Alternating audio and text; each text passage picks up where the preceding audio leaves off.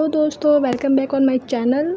आज मैं आप लोगों का स्वागत करती हूँ। आई होप आप सब लोग अच्छे होंगे और आप सब लोगों को पता है कि मैंने MHI 006 evolution of social structure in India through the ages के इम्पोर्टेंट क्वेश्चंस का 1 पार्ट अपलोड कर दिया है अपने चैनल पे, जिसका आप लोगों को बहुत सारा प्यार मिला उस वीडियो पे। एंड आई विश कि सेकेंड पार्ट में भी आप लोगों को बहुत सारा प्यार मिले। इसमें क्या लाई हूँ मैं, इंपॉर्टेंट क्वेश्चन है जो कि विथ आंसर्स है और वो भी मास्टर लेवल्स के हैं। बायलिंगुअल लैंग्वेज में मतलब हिंदी एंड इंग्लिश दोनों में है, जो कि जून एग्जामिनेशन जो भी 30 जून को जिन बच्चों का एग्ज़ाम है उसके लिए बहुत हेल्पफुल होने वाला है। और सबसे बड़ी बात, जो मैं क्वेश्चन पेपर लाई हूँ वो प्रीवियस ईयर क्वेश्चन के बेस पर है। जैसे कि जो भी क्वेश्चन मैंने लिया है ना, वो जो भी मोस्ट इम्पॉर्टेंट है वो लिया है मैंने। हर क्वेश्चन के आगे ये मेंशन है कि वो क्वेश्चन कौन से ईयर में आया है। जैसे कि जो ये हड़प्पा सभ्यता से क्वेश्चन रिलेटेड है ना, ये जून 2024 और 2021 दोनों में आया है, रिपीटेड है। सेम जो नेक्स्ट क्वेश्चन है इसमें, हाँ ये देखिए, जो वैदिक काल से रिलेटेड क्वेश्चन है ना, इसमें भी देखिए ये भी जून 2024 और जून 2022 रिलेटेड में आया है, रिपीटेड क्वेश्चन है। तो मैं वही क्वेश्चन लाई हूँ जो कि मोस्ट इंपॉर्टेंट है। एंड स्पेशली मैंने आंसर ऐसे ही मेंशन किया, आप देखिएगा। मैंने सबसे पहले इंट्रोडक्शन लिखा है आंसर में, उसके बाद जो भी होता है इंट्रोडक्शन के बाद हम अपने की पॉइंट्स लेते हैं और उन की पॉइंट्स को जो है हम हाईलाइट करके उसको डिस्क्राइब करते हैं ना। तो सेम एज इट इज़ मैं लेके आई हूँ आप लोगों के लिए with example in English and Hindi. ये देखिए, एक एक दो लाइन जो है ना, ये एक दो लाइन नहीं लिखनी, इसको मैं एक्सप्लेन करूँगी तो ये आप अपने लैंग्वेज में लिखेंगे। जो भी है की पॉइंट्स के बाद जो है मैंने उसके इम्पोर्टेंट थिंकर्स भी बताए कि जो भी थ्योरीज वगैरह है उसके थिंकर्स कौन कौन है, क्या थ्योरी दी है। एंड द लास्ट में कंक्लूजन, जो कि मास्टर्स के स्टूडेंट्स के लिए बहुत इंपॉर्टेंट होता है। तो लास्ट वीडियो में जो है हम लोग 5 क्वेश्चन नंबर तक कर चुके थे, तो हम आगे 6ठे क्वेश्चन से करेंगे। तो ये रहा हमारा 6th क्वेश्चन, जो कि भक्ति आंदोलन से रिलेटेड है। भक्ति आंदोलन ने भारतीय समाज की संरचना को कैसे प्रभावित किया। ये क्वेश्चन है जून 2023 और दिसंबर 2020 में रिपीट हुआ है, ठीक है। हाउ डिड द भक्ति movement influence Indian social structure.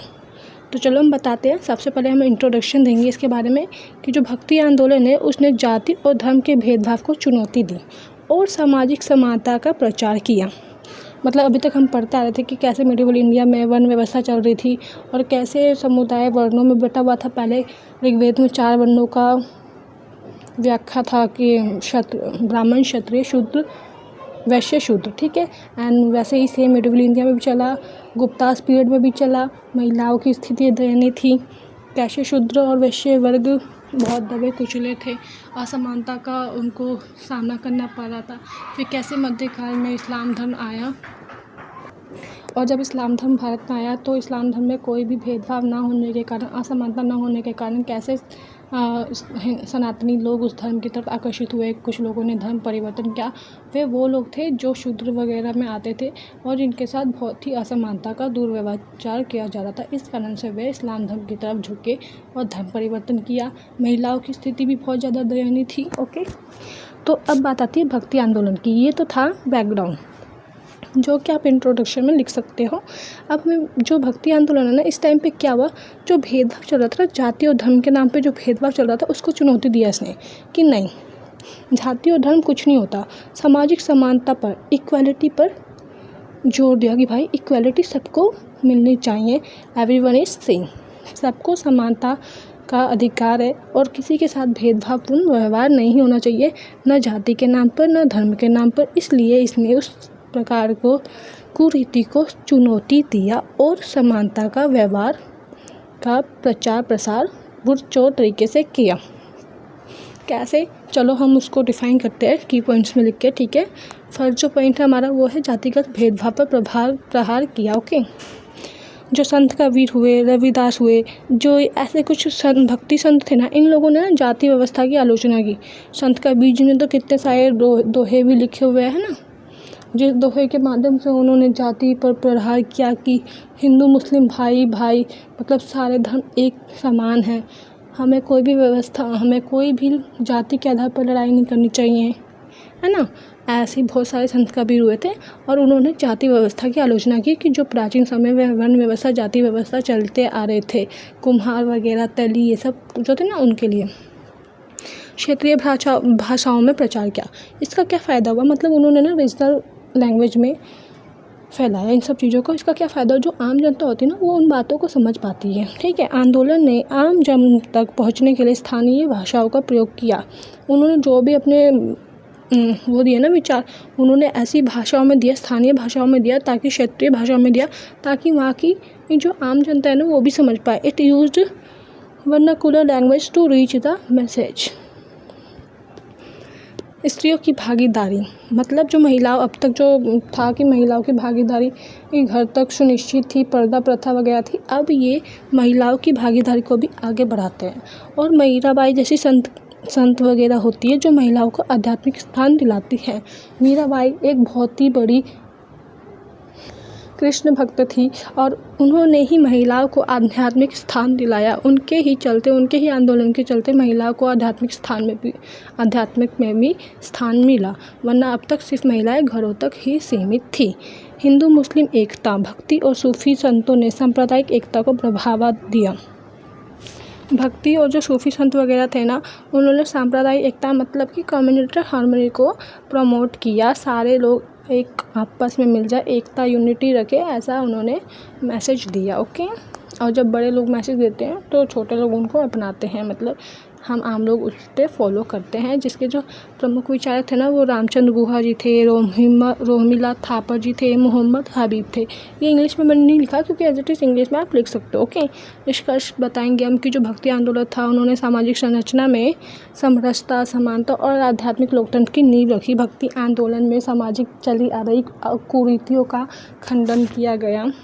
Ravikant और कबीर जी जैसे कुछ महान संत थे जिन्होंने इस भेदभाव को हटाया, असमानताओं को हटाकर समानता की नींव रखी। मीराबाई जैसी कुछ महिलाएं थी जिन्होंने महिलाओं की सीमितता को बढ़ाया और महिलाएं घर से निकलकर आध्यात्मिक क्षेत्र में भी आगे बढ़ी। ये सारी चीज़ें हम जो है मेंशन कर सकते हैं। नेक्स्ट क्वेश्चन जो है वो है औपनिवेशिक शासन में जनगणनाओं और सामाजिक वर्गीकरण की भूमिका विश्लेषण कीजिए। ये जो क्वेश्चन है ना ये दिसंबर 2022 और जून 2019 में रिपीट हुआ है 2 बार। Okay, analyse the role of colonial census and social classification in India. मतलब वो हमसे ये पूछ रहा है कि जो वो था ना औपनिवेशिक शासनकाल, जब हम कह सकते हो हम ब्रिटिशर्स के अधीन थे, तो उस समय जो जनगणना हुई और जो सामाजिक वर्गीकरण हुआ क्या था, कैसे हुआ, ये सारी चीज़ों का हमें विश्लेषण करना है, एनालाइज करना है। ओके, इंट्रोडक्शन बताएंगे हम कि जो ब्रिटिश काल है ना वहाँ पर जनगणना और वर्गीकरण के माध्यम से भारतीय समाज को व्यवस्थित और नियंत्रित किया गया। उन्होंने ये पूरी कोशिश की कि भारतीय समाज में वे अपनी पकड़ बना सके। During colonial rule, censuses and classifications were used to control and structure Indian society. अब हम की पॉइंट्स को डिफाइन करेंगे, जिसमें से जो फर्स्ट है वो है जातियों का वर्गीकरण, कि कैसे जाति बांटी गई। ब्रिटिशर्स ने जातियों को सूचीबद्ध कर उन्हें स्थायी पहचान दे दी। मतलब ब्रिटिशर्स ने जो जनगणना की उस समय उन्होंने जातियों को अलग अलग बांटा, अलग अलग क्लासिफिकेशन की, अलग अलग हिस्सों में बांटा और फिर उनको उनकी जाति के हिसाब से स्थायी पहचान दे दी। Caste were documented, turning fluid identities into fixed ones. Second point है धार्मिक ध्रुवीकरण, मतलब जो हिंदू मुस्लिम थे ना, हिंदू मुस्लिम आंकड़ों के जरिए सांप्रदायिक विभाजन को हवा मिली।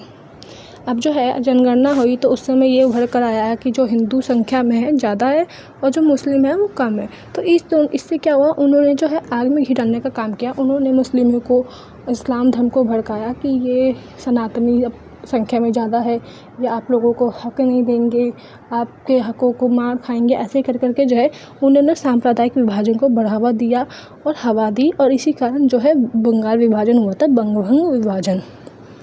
Religious based data for stated communal division. प्रशासनिक उद्देश्य, ब्रिटिशर्स ने सामाजिक वर्गों का उपयोग शासन को सुविधाजनक बनाने में किया। जो है उन्होंने सामाजिक वर्ग मतलब जो है ना जातिगत हिस्सों में क्यों बांटा, ताकि उनका शासन आसानी से हो जाए। उन्होंने जो है भारतीयों को हिंदू, मुस्लिम, सिख अलग अलग धर्मों में बांटा, अलग अलग जातियों में बांटा, ताकि हम लोग अलग अलग धर्म और जाति में बंटकर लड़ाई करें, लड़े मरे कटे, और जो है उनका शासन ईजी हो जाए, वो लंबे समय तक टिक पाए। और ऐसा ही हुआ, जैसा वो चाहे थे वैसा ही स्टार्टिंग में social groups were classified to ease administrative control. और ऐसा ही हुआ स्टार्टिंग में कि हम लोग आपस में लड़मड़ करने लगे, फिर बंगाल विभाजन हुआ और जब भारत में फूट पड़ गई तो उनका शासन और लंबा हो पाया। अगर हम पहले ही ऐसा नहीं करते तो वो पहले ही चाह चुके होते और हमें आज़ादी में इतना टाइम नहीं मिलता। सैन्य और कर नीति, ठीक है। मार्शल लॉ और नॉन मार्शल जातियाँ सैन्य भर्ती में उपयोग की गई। जो है ना, भारत की सेना में दो तरीके से होता था, भारतीय और विदेशी, मतलब ब्रिटिशर्स जो है वो लागू किए गए। अब उनसे क्या होता था, जो भारतीय थे ना उनको भत्ता ज़्यादा नहीं मिलती थी, सैलरी ज़्यादा नहीं मिलती थी और जो रिटायर होने के बाद पेंशन्स ज़्यादा नहीं मिलती थी और कईयों को मिलती नहीं थी। लेकिन जो ब्रिटिशर्स आर्मीज थे ना उनको मिलती थी। तो इन दोनों इस तरीके से भेदभाव किया गया। Material and non material categories influenced military and tax policies. और ये जो सारी बातें बताते हैं ना, इन सब में जो है जो इम्पोर्टेंट थिंकर्स है ना वो निकोलस डिकर्स है, बर्नार्ड कोहेन है एंड आर.एस. शर्मा है, जिन्होंने अपनी एक किताब लिखी है आज़ादी के ऊपर। कंक्लूजन में हम बता सकते हैं कि जनगणनाओं ने सामाजिक संरचना को कठोर बनाया, ब्रिटिश सत्ता की निरंतरता में सहायक बनी। क्यों? क्योंकि जो लोग थे जनगणनाओं में उन्होंने लोगों को बांटा, जाति के आधार पर, धर्म के आधार पर, इस्लाम, हिंदू, सनातनी करके और धर्म से ऐसे करके बांटा, ऊंच नीच जातियों को बांटा और इस तरीके से उनकी सत्ता की निरंतरता में बढ़ोतरी आई। मतलब उनका जो सत्ता है वो ज़्यादा लंबा समय तक चल पाया। Census rigidified social structure and aided British dominance. Next जो क्वेश्चन है वो है, भारत में जाति व्यवस्था का औद्योगिकरण के बाद क्या प्रभाव पड़ा? What was the impact of industrialisation on caste structure in India? ये क्वेश्चन जो है जून 2023 में और दिसंबर 2021 में भी आया था। साल में दो बार एग्ज़ाम होते हैं ना, तो ये देखो एक बार जून में आया, एक बार दिसंबर में आया, ओके। और अभी 23 में आया, 24 में नहीं आया, तो मतलब 25 में चांसेस है आने के, तो आप ये ज़रूर करके जाइएगा। What was the impact of industrialization on caste structure in India? सो हम बताएंगे कि जो औद्योगिकरण था वो भारत में सामाजिक संरचना को प्रभावित किया। कैसे? उन्होंने भारत को जो है व्यवस्था में ढील लाई, विशेष रूप से जाति व्यवस्था में ढील लाई और नई गतिशीलता लाने का कार्य किया। Industrialisation affects India's social structure, especially by relaxing caste rigidity and introducing mobility. जो औद्योगिकरण है उससे भारत में काफ़ी विकास तो हुआ, लेकिन जो है उसने सामाजिक संरचना को प्रभावित किया। कैसे? क्योंकि जो जातिगत व्यवस्था चल रही थी उसमें थोड़ी सी ढील आई। लोग मजदूर बने, बस धर्म से उनका कोई मतलब नहीं था, उनको बस पैसा चाहिए था अपने जीवन यापन के लिए। की पॉइंट्स डिफाइन करेंगे ना। शहरीकरण का प्रभाव हुआ, जो ग्रामीण जातिगत पहचान शहरी परिवेशों में कमज़ोर हुई। औद्योगिकरण हुआ, लोग कमाने के लिए शहरों की तरफ रुख करने लगे, शहरों को आए। पेशागत गतिशीलता, व्यक्ति अब जाति से इतर पेशे अपनाने लगे, मतलब जाति उनके लिए मैटर नहीं करता, उनके लिए सैलरी और वर्क मैटर करने लग गया। धीरे धीरे श्रमिक वर्ग की एकता हुई। फिर जब श्रमिक वर्ग का जो है मतलब फैक्ट्री श्रमिक जाति की परवाह किए बिना एक साथ काम करने लगे। श्रमिक जो वर्ग थे उनके हेल्थ वगैरह का कोई मतलब नहीं था। जो ओनर्स वगैरह थे उनको कोई फ़र्क नहीं पड़ता था कि श्रमिक किस व्यवस्था में काम कर रहे हो, उनको क्या सिचुएशन फेस करनी पड़ रही है, वो बस सिर्फ एक काम करना निकलवाना चाहते थे। इससे श्रमिक वर्ग को एकता मिली, वो समझ गए कि मालिक उनका शोषण कर रहा है और इसलिए सामाजिक सुधार हुए। जाति विरोध आंदोलनों को बल मिला, जैसे सत्यानंद आंदोलन और अम्बेडकरवादी सुधार। जब वे लोग समझ गए कि वो लोग मजदूरों का शोषण कर रहे हैं, तो इस तरीके से लोग आंदोलन करने लगे और सामाजिक सुधार भी हुआ, जिसमें जो है आंध्र बेंते, एम.एस. श्रीनिवास और डॉक्टर अम्बेडकर जी फेमस थे। औद्योगिकरण से जो है ना वो जातिक अवरोधों को आंशिक रूप से तोड़ा, लेकिन ग्रामीण क्षेत्रों में इसकी पकड़ बनी रही। Industrialisation partially weakened caste barriers through rural caste, मतलब जो है औद्योगिकरण जो है इंडस्ट्रियलाइजेशन वो लोगों के बीच में बहुत विविधता लाई, क्योंकि जो मजदूर वर्ग था वो और गरीब होता गया और जो अमीर और भूमि मतलब जो मालिक वगैरह था वो और ऊपर जाते गए, अमीर होते गए, क्योंकि उन्होंने मजदूरों को शोषण किया। कम दरों पे, कम लागत पे वे मजदूरों से कार्य लेते रहे, ओवर टाइम करवाया, बट चार्जेस नहीं पेड किए ना, तो जिस वजह से मजदूरों का बहुत ज़्यादा एक्सप्लॉयटेशन हुआ। क्वेश्चन नंबर 9 देखते हैं, ठीक है, जो कि है स्वतंत्र भारत में आरक्षण की नीति और सामाजिक न्याय की भूमिका पर चर्चा कीजिए, जो कि जून 2022 और दिसंबर 2020 में रिपीट हुआ है। इसमें पूछा है कि जो स्वतंत्र भारत था, आज़ाद भारत था, उसमें आरक्षण की नीति, जो रिजर्वेशन है और सोशल जस्टिस है, वो क्या था, उसके ऊपर हमें बताना है कि discuss the role of reservation policy and social justice in post independence India. तो सबसे पहले तो हम इंट्रोडक्शन ही देंगे। स्वतंत्र भारत में सामाजिक न्याय को बढ़ावा देने हेतु अनुसूचित जातियों, जनजातियों और पिछड़े वर्गों के लिए आरक्षण लागू किया गया। मतलब जो है कि जब भारत स्वतंत्र नहीं था, और हम पहले भी जानते हैं कि जो भारत था वो वर्णों पर आधारित था। पहले जो है हमारा भारत वर्णों में बटा हुआ था, ब्राह्मण, वैश्य, शूद्र और जो भी थे क्षत्रिय वगैरह। तो आप सबको पता है कि वैश्य और शूद्रों के साथ बहुत ज़्यादा भेदभाव हुआ है। तो उसी भेदभाव के चलते वो लोग अपना विकास नहीं कर पाए थे, जिसके जीते जागते जो उदाहरण है वो डॉक्टर भीमराव अम्बेडकर है। तो उन्होंने ही जब संविधान की रचना हुई तो उन्होंने ये बात की पूरी पुष्टि की कि उन वर्गों के लिए जो है अनुसूचित जाति है और अनुसूचित जनजाति है, उनके लिए आरक्षण लागू किया जाए, ताकि उनका जो शोषण हुआ है, जिस कारण वे अपना उत्थान नहीं कर पाए, तो आरक्षण के माध्यम से वो अपना उत्थान कर पाए, है ना। तो स्वतंत्र भारत में जो है सामाजिक न्याय को, मतलब सोशल जस्टिस को बढ़ावा देने के लिए SC, ST और जो पिछड़े वर्ग में रह गए हैं उनके लिए आरक्षण लागू किया। SC, SC, OBC या जो भी इकोनॉमिक तौर पर पीछे हैं। कैसे, चलो बताते हैं, ठीक है। संवैधानिक प्रावधान, मतलब जो संविधान रचित हुआ तो संविधान में प्रावधान लाए गए। कैसे, अनुच्छेद 14(5) का 4, 16 का 4 को जो है आरक्षण को वैधानिक अधिकार प्रदान किया गया। आर्टिकल 15(4), 16(4) कॉन्स्टिट्यूशनली सपोर्ट रिजर्वेशन, मतलब अनुच्छेद 15 और 16 के 4 में जो है आरक्षण को कॉन्स्टिट्यूशनली सपोर्ट रिजर्वेशन मिला। मतलब वो संवैधानिक तौर पर वैधानिक माना गया, और ये माना गया कि इन लोगों को आरक्षण की आवश्यकता है, तो उनके थ्रू, इस अनुच्छेद के थ्रू उनको आरक्षण दिया गया विभिन्न क्षेत्रों में, चाहे वो कोई भी क्षेत्र हो, शिक्षा का क्षेत्र हो, रोजगार का क्षेत्र हो। शिक्षा एवं रोजगार में अक्सर आरक्षण में क्या क्या हुआ, आरक्षण में जो थे दलित और पिछड़े वर्ग जो थे, SC, ST, OBC और जो भी ऐसे थे जो पिछड़े रह गए थे किसी कारण से, उनको उच्च शिक्षा, मतलब हाई स्कूल्स और सरकारी सेवाओं, मतलब जो गवर्नमेंट जॉब्स वगैरह होती हैं, गवर्नमेंट एम्प्लॉयमेंट वगैरह, उनमें भी उनको रिजर्वेशन मिला। It enabled marginalized group to access education and public employment, मतलब पब्लिक एम्प्लॉयमेंट में, एजुकेशन में, ग्रुप्स में उन लोगों को जो है आरक्षण मिला, मतलब रिजर्वेशन मिला। सामाजिक समावेश, आरक्षण में प्रतिनिधित्व को बढ़ाया, जिससे समाज अधिक समावेशी हुआ। समावेशी मतलब होता है कि एकता स्थापित होना, लोगों का आपस में एकजुट होना। जो आरक्षण था ना, उससे क्या हुआ कि लोग आपस में एक होने लगे, समावेशी बढ़ा, equality I. It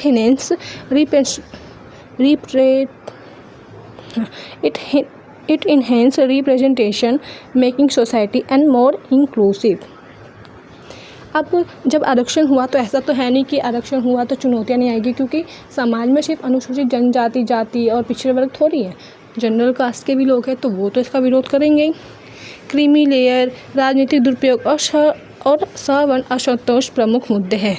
issue includes creamy layer, political misuse and upper caste resentment, मतलब जो भी क्रीमी लेयर्स में आते थे या जो भी जनरल वर्ग में आते थे और जो भी लोग हैं वो इसके खिलाफ गए। जो राजनीतिक दुरुपयोग हुए, मतलब कि सत्ता ने भी इसका दुरुपयोग करना शुरू कर दिया, जिससे असंतोष होने लगा, लोगों में क्रोधता आने लगी। क्यों, क्या हुआ, जो जनरल वर्ग में लोग हैं वो भी फिर नकली सर्टिफिकेट बनवा के आरक्षण की नीति लेने लगे, क्योंकि आरक्षण में क्या होता है, फ़ीस कम होती है, आपको थोड़े से जो मार्क्स होते हैं उसमें डिफरेंस होता है, कट ऑफ में डिफरेंस होता है ना, तो इसलिए लोगों ने फ़ायदा उठाना शुरू कर दिया, है ना।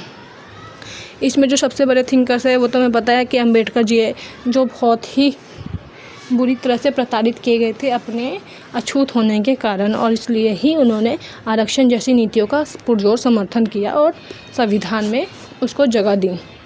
आप निष्कर्ष में बता सकते हैं कि आरक्षण नीति ने सामाजिक न्याय, मतलब जो सोशल जस्टिस है, उसकी दिशा में महत्वपूर्ण योगदान दिया, परंतु इसे पारदर्शिता और निष्पक्षता के साथ लागू करना आवश्यक है। मतलब वही चीज़ है, पहले इंग्लिश में बता देती हूँ मैं। The reservation policy contributed significantly to service social justice through it must be implemented fairly and transparently. मतलब वही बात है जो मैंने भी बताया कि सामाजिक न्याय लाने के लिए जो है आरक्षण नीति अपनाना बहुत महत्वपूर्ण था और उसने अपना बहुत महत्वपूर्ण योगदान दिया, लेकिन जो है इसे ट्रांसपेरेंटली मतलब पारदर्शिता और निष्पक्षता के साथ लागू किया जाना चाहिए। ऐसा ना हो कि मतलब जो जनरल में आते हैं, मतलब जो SC ST नहीं है, OBC नहीं है, वो भी इसका जो फ़ायदा ले रहे हैं नकली सर्टिफिकेट बनवा के, ऐसा नहीं होना चाहिए। निष्पक्षता और पारदर्शिता मतलब इम्प्लीमेंटेड फेयरली एंड ट्रांसपेरेंटली होना चाहिए, ये सारी चीज़ें, है ना।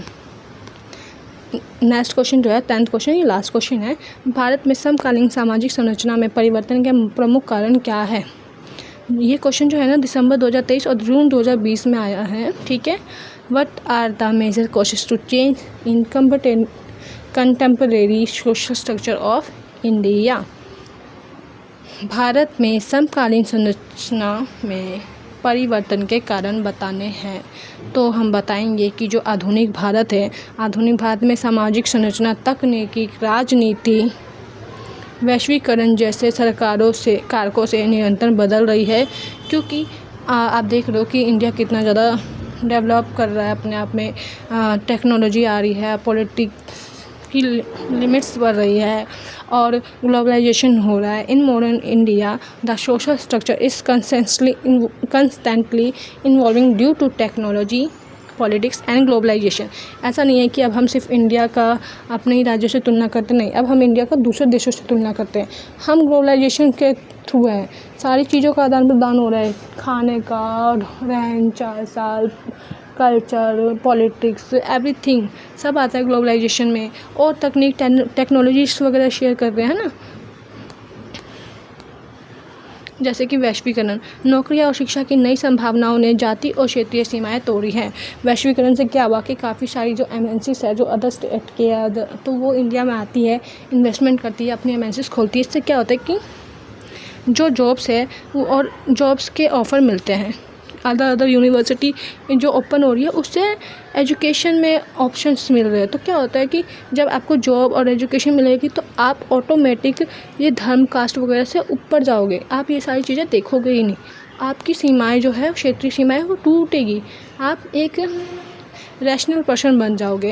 Globalisation open jobs and education, globalisation से ही जो है हमारे पास जॉब्स और एजुकेशन के ऑफर्स बढ़ रहे हैं। Breaking caste and regional barriers, मतलब ग्लोबलाइजेशन से लोग एक दूसरे का धर्म अपना रहे हैं, एक दूसरे के धर्म की अच्छी बातें सीख रहे हैं। तो इससे क्या हो रहा है, बुरी चीज़ें टूट रही है ना, अच्छी चीज़ें आ रही हैं।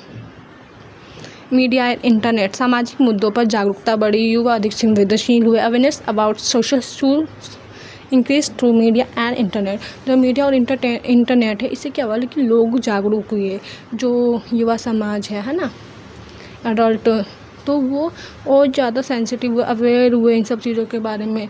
और ध्यान रख, जो आज के ज़माने के जो स्टूडेंट्स हैं वो कभी भी जाति धर्म से मतलब रखते ही नहीं हैं, वो अवेयर है ना, आप और हम जैसे कि। वुमेन एम्पावरमेंट पर ध्यान दिया गया है, महिलाओं की शिक्षा पर भी अब जोर देने लग गया, महिलाओं को रोजगार के क्षेत्र में भी आगे बढ़ावा मिलने लग गया है। क्षेत्र में रोजगार के क्षेत्र हो चाहे कानूनी तौर पे है, उनको भी रिजर्वेशन मिलता है। राजनीतिक भागीदारी में वृद्धि होने लगी है, अब तो राजनीतिक क्षेत्र में उनके लिए सीटें भी पंचायत राज वगैरह में क्या है, रिजर्व है, ताकि महिलाएं जो है राजनीति में अपना भागीदार ले पाए। और राजनीति में भागीदार लेने के बाद जो है महिलाएं, जो आम महिला है, उनकी मांगे उन तक पहुंचा पाएगी। Women gain access to education, employment and politics, कानून और न्याय हस्तक्षेप, मतलब इन सब चीज़ों से क्या हुआ कि जो कानून था उस और जो गलत चीज़ें हो रही थी उसमें जो है कानून ने न्याय हस्तक्षेप करना शुरू कर दिया, है ना। धारा 377 जो थी, जिसमें आरक्षण दलित अत्याचार कानून था, उसको बदलाव को बल मिला। धारा 377 है ना, उसमें आरक्षण और दलित अत्याचार रिलेटेड जो भी लॉज थे उसमें सामाजिक बदलाव को बल मिला, है ना।